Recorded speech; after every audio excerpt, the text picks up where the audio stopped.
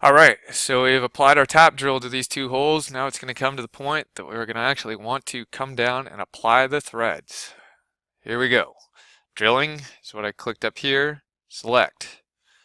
You're going to need to select this tool, tool number 6, the 0.019 by 0.03125 tap right hand. That is a 1032.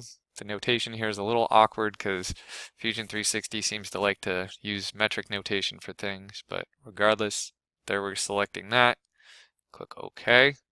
Now the information is going to pop up into this one here.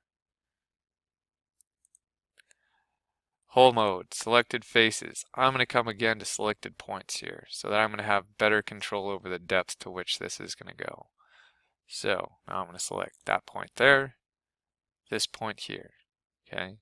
Now we're going to come to heights. This is again where it's going to be very important to come over here and take a look back at your drawing. We've now collected those points, those 2 points. We need to take the depth of this tap drill to this value here, to a depth of 0.1875 or 187.5 thousandths deep, or 3/16 of an inch deep. Okay, here we go again. From hole bottom, we're going to go negative 0.1875 right there. That's important.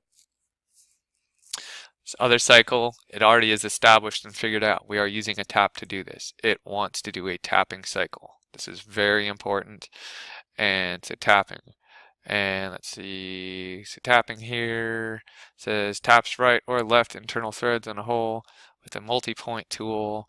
We actually could even select right tapping here. Might even be the best idea. A tap that rotates clockwise as it enters the hole to cut a thread. So why don't we select that one? We do not actually have a multi-point tool that we're making right now, but tapping, there we go. Right hand, dwelling period, 0 seconds, that's good.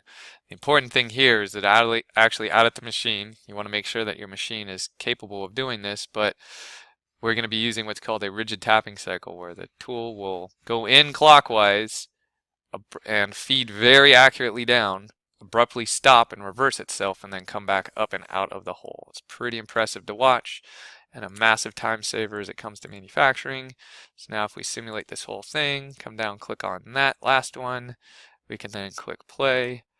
Down we come. It's tough to see exactly what's happening here, but we are actually tapping threads into that hole. Very cool.